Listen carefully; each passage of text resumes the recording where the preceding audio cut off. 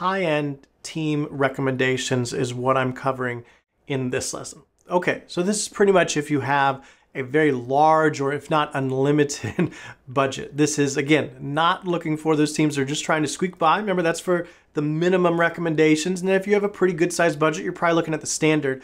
If you're looking at the high end, you're obviously getting everything that we've talked about up until this point.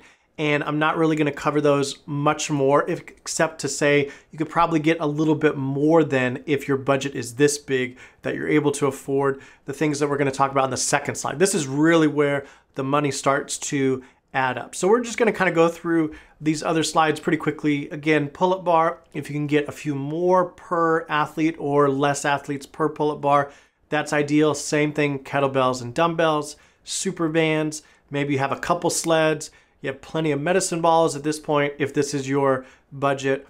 Ab wheel, sandbags, again, plenty of these. More is what you're looking for, so you're not having to have as many athletes work through it if a particular station has that piece of equipment. So now we get to the barbells and the plates. Number one, make sure you have a good place to store them.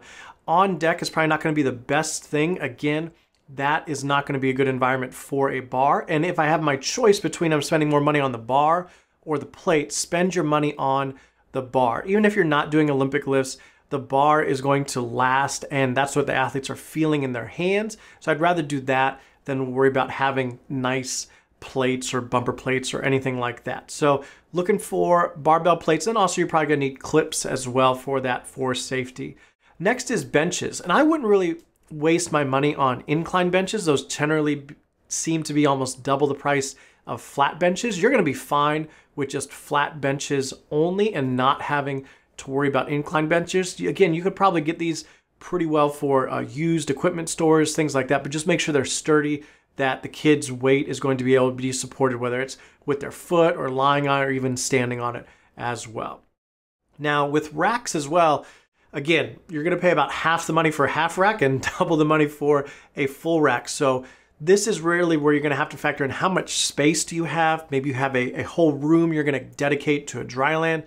And if that's the case, you don't want to take it up with just, one or two racks and then have no space for dynamic movement and things like that. Better to have fewer racks and more space, I would say, than more racks and fewer space. And this is a big investment too. So again, this is the high end.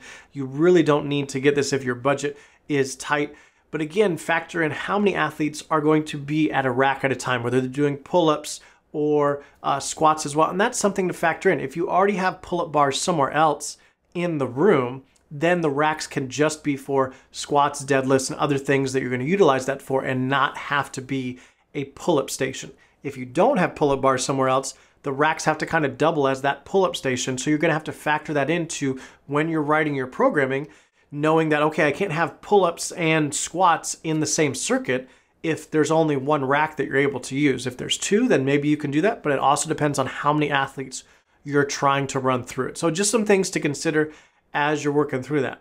Now, even though these aren't that expensive, I put this as the high end because I really don't need these as a critical part of programming in terms of stability balls. So this is definitely not a minimum recommendation. It's the opposite. It's the high end.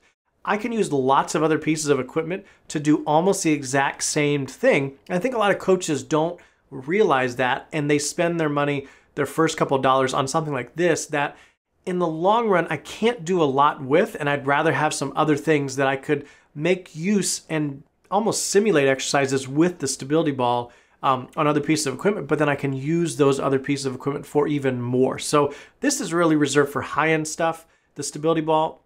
Another one, again, super cool, but more high-end slide board. It allows you to do a lot more dynamic programming with lower body and even upper body stuff too, with things like core and rollouts and things like that. You can also even use it for energy focused Dryland sessions as well, but it's a great piece of equipment. But again, we're talking high end. You have no real budget constraints at this point. This is what you're looking at. Bikes at this point too, it's kind of fun to have it be a different warm-up, but then also they're there for if you're trying to do energy focused sessions. Again, I would really look for second-hand bikes. The price is going to be a lot better and probably the quality is still going to be there as well. Same thing for rowers. They're going to be great for those energy sessions, but other than that, you're not really going to use them. So don't have this be one of the first few things you're buying, because we're trying to get the athlete strong and athletic. You're only going to be using these at certain points when you're adding in that energy at the end of a Dryland session. And again, I would try to get refurbished ones to lower the price for something like that. Here's the last thing that's actually been a recent phenomenon. So there are companies out there that are now basically shipping a actual shipping container to you, then can build apparatuses on it, like pull-up bars, other racks, things like that. And inside is where all the equipment is stored. So it's basically an all-inclusive gym. So depending on if you're in a more mild climate, you have some outdoor space. A lot of people are even putting these in parking lots and then maybe putting some turf down or something like that. This is an interesting option. Again, I think the starting price, from what I heard, was around $60,000. So just know that. But then also, that includes everything. All the bumpers, all the plates, medicine balls, bands, everything all in. And it has a nice storage place and all the equipment around it. So something to look into if your budget is that much and you're able to do it. I think it's a really cool option, kind of have an all-in-one solution. And especially, again, if you have the outdoor space to do it. So again, this is the high end. Do not feel like you need to get here by any means. If you could just get to the standard, that's great. Definitely do the minimum. High end, that's obviously going to be depending on your budget, but that does it for this lesson.